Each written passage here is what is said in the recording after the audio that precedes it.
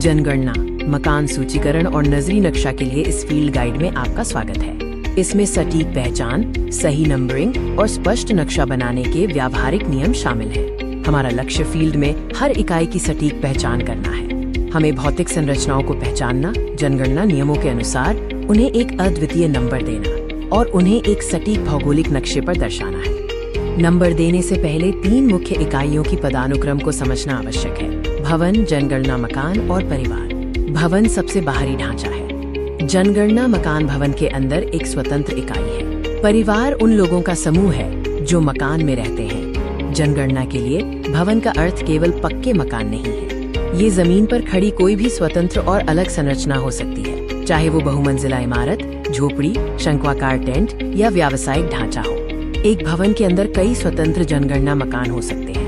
यदि एक भौतिक संरचना में एक से अधिक ऐसी इकाइयां हैं जिनका मुख्य प्रवेश द्वार अलग अलग है और जो स्वतंत्र रूप से उपयोग की जाती हैं, तो उन्हें जनगणना मकान माना जाएगा। हमें सामान्य परिवार और संस्थागत परिवार के बीच अंतर पहचानना चाहिए। सामान्य परिवार में रक्त या विवाह से संबंधित लोग होते हैं। संस्थागत परिवार असंबंधित लोगों का समूह होता है, जैसे छात्रावास या जेल। नंबरिंग का काम एक तार्किक और व्यवस्थित क्रम में होना चाहिए। आपको एक स्पष्ट भौगोलिक दिशा का पालन करना चाहिए।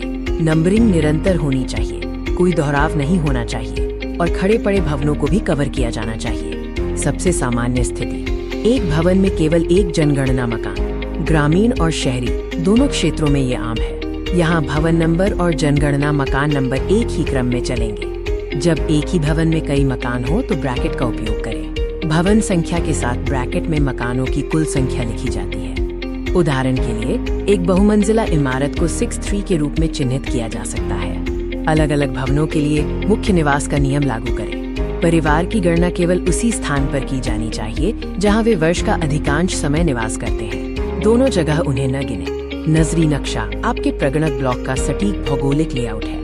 ये एक रफ लेकिन सटीक भौगोलिक रेखा चित्र है जो सुनिश्चित करता है कि ब्लॉक की सीमाएं स्पष्ट हैं और कोई भी आसानी से विशिष्ट भवन तक पहुंच सकता है।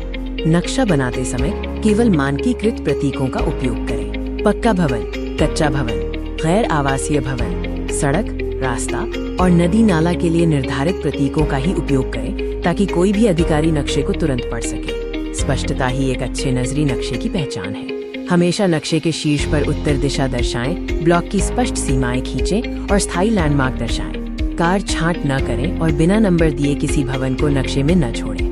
एक आदर्श नजरी नक्शा सभी नियमों और प्रतीकों का मेल है। ये आपके संपूर्ण प्रगणक ब्लॉक का दर्पण है, जिसमें सटीक पहचान, सही नंबरिंग क्रम और स्पष्ट प्रतीक शामिल है। आपका अंतिम लक्ष्य त्रुटिहीन नक्शा तैयार करना है। फील्ड में उतरने से पहले इन 3 मुख्य बातों की पुष्टि करें। क्या आपको भवन, जनगणना मकान और परिवार का अंतर पता है?